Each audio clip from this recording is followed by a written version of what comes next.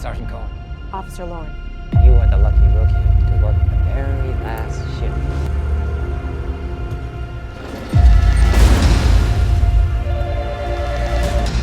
Sanford Police Department. I'm trapped. I think they might all be dead.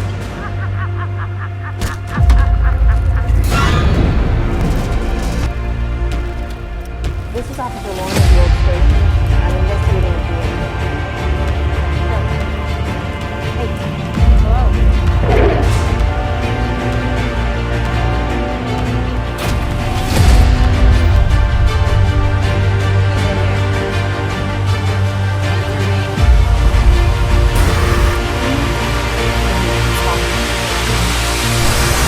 Halo guys, apa kabar semua? Semoga dalam keadaan baik dan sehat selalu.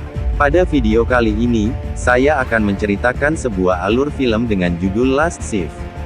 Menceritakan seorang polisi wanita baru yang ditugaskan untuk shift malam di sebuah kantor departemen yang akan berhenti beroperasi. Namun dia malah menemukan hal-hal yang tidak diinginkan. Bagaimana kisah selanjutnya? Langsung saja ke cerita filmnya. Awal cerita. Seorang wanita bernama Jessica Loren, yang saat ini sedang menjalankan tugas pertamanya sebagai polisi baru di satu kesatuan. Jessica sebenarnya tidak diizinkan oleh ibunya menjadi seorang polisi, namun Jessica berhasil meyakinkan ibunya kalau semuanya akan baik-baik saja. Dia kebetulan mendapatkan tugas shift malam menjaga sebuah gedung departemen kepolisian yang akan berhenti beroperasi mulai besok, dikarenakan departemen kepolisian akan mengalami pemindahan lokasi. Di sini Jessica akan bertugas sendirian, namun sebelum itu, seorang sersan polisi bernama Cohen mengatakan Jessica adalah polisi terakhir yang beruntung bertugas shift malam di kantor itu. Work the very last shift. Sersan Cohen juga menunjukkan beberapa tempat dan ruangan di kantor itu. Selain itu Sersan Cohen memberitahu kalau semua saluran telepon telah dialihkan ke kantor baru, jadi Jessica tidak akan menerima laporan apapun. Cohen juga memberitahu akan ada satu orang polisi yang beberapa jam lagi datang untuk mengambil berkas-berkas yang masih ada. Any questions? No, sir. Di saat Sersan Cohen sudah pergi, beberapa waktu kemudian, terdengar deringan telepon. Di sini Jessica cukup terkejut karena bukannya semua saluran panggilan 911 telah dialihkan ke kantor baru. Ketika Jessica angkat, suara itu berasal dari seorang wanita yang seperti sedang menangis. Ma'am? Oh, shit. Ketika Jessica menanyakan alamatnya, wanita itu langsung menutup teleponnya. Kejadian barusan langsung dilaporkan ke kantor pusat oleh Jessica. Operator yang dihubungi Jessica juga merasa aneh, karena seharusnya semua panggilan tidak bisa masuk ke kantor lama. Tepat pukul 10 malam, Jessica bermaksud mencari makanan dan saat sedang memakan roti yang disediakan fasilitas kantor, Jessica menemukan sehelai rambut pada roti tersebut, sehingga membuatnya tidak nafsu makan.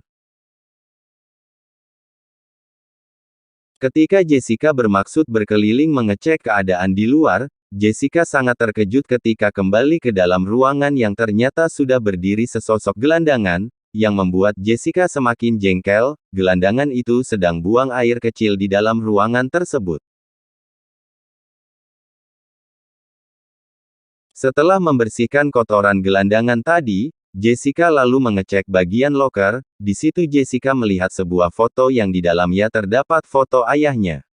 Lalu secara ajaib tiba-tiba seluruh pintu loker yang tadinya tertutup mendadak semuanya terbuka. Hal ini menjadikan bulu kuduk Jessica menjadi berdiri. Tak lama, lagi-lagi Jessica mendapat panggilan telepon. Ternyata telepon itu berasal dari wanita yang tadi menghubunginya. Diketahui wanita itu bernama Monica, namun lagi-lagi saluran telepon terputus sebelum Jessica menanyai lebih lanjut. Telepon kembali berdering, tapi kali ini berasal dari kantor pusat yang memberitahu, petugas yang akan mengambil berkas-berkas, tidak bisa datang tepat waktu dikarenakan ada urusan yang mendadak, sehingga Jessica diharap bersabar. Ketika Jessica hendak bersantai, dia mendengar suara benda jatuh dari dalam ruangan lain, dan ketika diperiksa di situ ada beberapa barang yang telah berantakan. disusul kemudian dengan bunyi alarm dan mati lampu pertanda ada penyusup yang berhasil masuk. Yang ternyata setelah diperiksa adalah gelandangan tadi yang berhasil masuk dari belakang.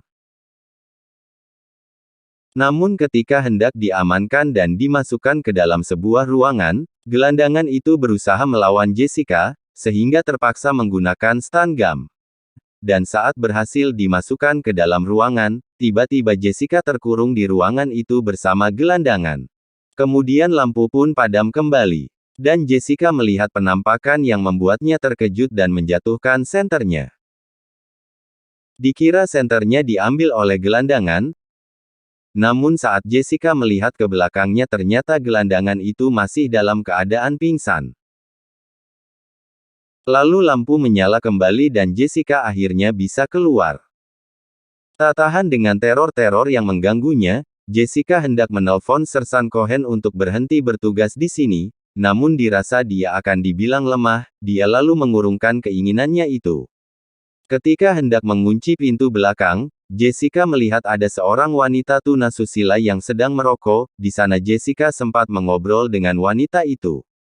Wanita itu mengatakan sudah lama biasa standby di sana menunggu pelanggan. Dia juga mengetahui kasus terakhir yang terjadi di kantor itu, sekaligus menjadi penyebab pindahnya kantor itu. Wanita itu menceritakan dulu ada satu keluarga yang terdiri dari satu kakak laki-laki dan dua adik perempuan. Mereka mengatasnamakan dengan sebutan The Paimons. Mereka adalah keluarga sekte pemuja iblis yang meyakini kekuatan sang raja neraka. Dengan melalui ritual pengorbanan, mereka percaya bisa mendapatkan kebahagiaan dan kesejahteraan. Banyak para gadis yang menjadi korban dari ritual yang dilakukan keluarga itu. Dari kejadian para gadis yang hilang, dua orang polisi berhasil melacak keluarga itu dan berhasil membawanya. Kedua polisi itu salah satunya adalah ayah dari Jessica.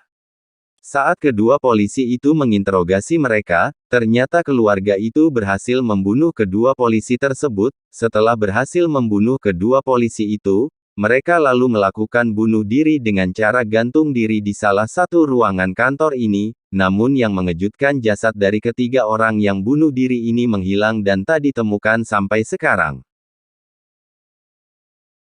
Setelah wanita tunasusila itu pergi, Jessica kembali lagi mendapatkan telepon dari Monica. Diketahui Monica baru berusia 17 tahun. Lagi-lagi saluran telepon terputus setelah terdengar Monica menjerit, I'm gonna help you, I promise you. Stay on the phone with me, I'm gonna help you. Jessica lalu menghubungi lagi kantor pusat dan memberitahunya. Lalu Jessica mendengar suara lagi dari ruangan sebelah, namun setelah diperiksa tidak ada apa-apa, tapi setelah itu, Jessica masih berpikir positif dengan mengira dia sedang dikerjai oleh para seniornya. Tak lama kemudian datanglah seorang polisi bernama Price. Dia mengatakan bahwa dirinya pernah bekerja di kantor itu dan sekarang rindu dengan suasana kantor. Price juga mengatakan mengenal dekat dengan ayah Jessica, dan saat malam kejadian dia juga sedang berada di kantor itu.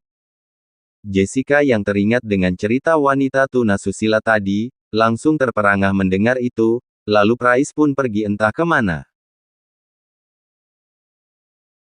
Saat Jessica mencari opsir Price, Jessica mendengar suara minta tolong dari gelandangan tadi. Di sini Jessica lagi-lagi mendapat teror dengan diperlihatkannya penampakan-penampakan saat kejadian yang dilakukan para penyembah iblis.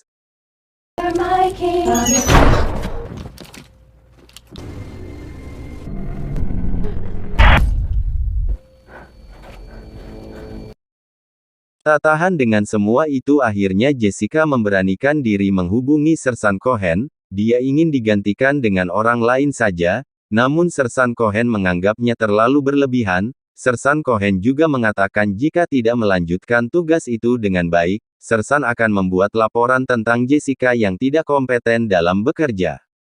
Dari itu Jessica mau tidak mau harus menyelesaikan tugasnya sampai selesai. Lalu dia menghubungi petugas yang akan datang membawa berkas-berkas. Dia memberitahu jika sudah sampai di kantor, Jessica berada di dalam mobilnya. Saat akan menuju mobilnya, tiba-tiba telepon berbunyi lagi. Rupanya itu dari operator kantor pusat yang mengatakan bahwa Monica yang berusia 17 tahun itu ternyata sudah tewas sekitar 1 tahun yang lalu. Tak lama berselang ada selembar foto yang entah jatuh dari mana, rupanya foto itu adalah foto ayahnya yang di situ juga ada opsir Price, kemudian Jessica juga ditampakkan lagi dengan foto-foto para korban payments yang terbakar. Setelah sadar, Jessica sudah berada di sebuah ruangan dalam keadaan dahi yang terluka. Di situ juga ternyata sudah ada seorang wanita pengikut payments yang mengatakan dia merasa iri kepada Jessica karena terpilih sebagai penerus dari iblis sang raja neraka. Di sini juga kita baru diketahui bahwa sebenarnya dengan bertugasnya Jessica di kantor ini bukanlah suatu kebetulan, melainkan telah direncanakan oleh para pengikut payments, lalu kemudian wanita itu menembak kepalanya sendiri. Kembali lagi suara telepon berbunyi yang berasal dari Monica, dirasa itu hanyalah seseorang yang sedang iseng lalu Jessica memaki orang tersebut yang kemudian disusul dengan suara tawa yang mengerikan dari penelpon. Lalu tiba-tiba Jessica merasa ada sesuatu di bawah meja dan ketika melihat merasa tak tahan dengan semua teror ini, Jessica hendak keluar dari ruangan itu namun saat ingin keluar, pintu itu tidak bisa dibukanya, bahkan saat Jessica menembakinya beberapa kali, kaca pintu itu kembali utuh. Merasa percuma, Jessica kembali lagi ke ruangan lain, di situ Jessica melihat gelandangan yang sudah berdiri di hadapannya, tapi ketika hendak diamankan lagi Jessica melihat gelandangan itu dalam keadaan lain.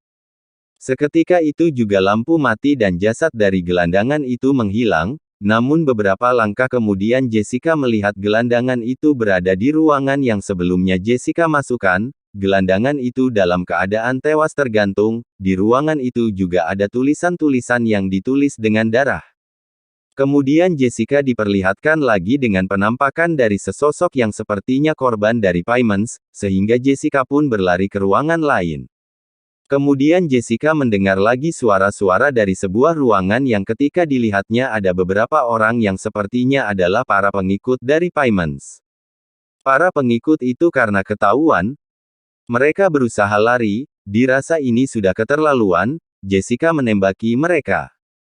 Hingga saat ada satu orang masih bertahan hidup, Jessica hendak menanyainya, namun orang itu terlihat seperti akan melakukan perlawanan sehingga Jessica pun langsung menembaknya. Bersamaan dengan itu, seseorang berhasil menembak Jessica dan ternyata orang itu adalah Sersan Cohen.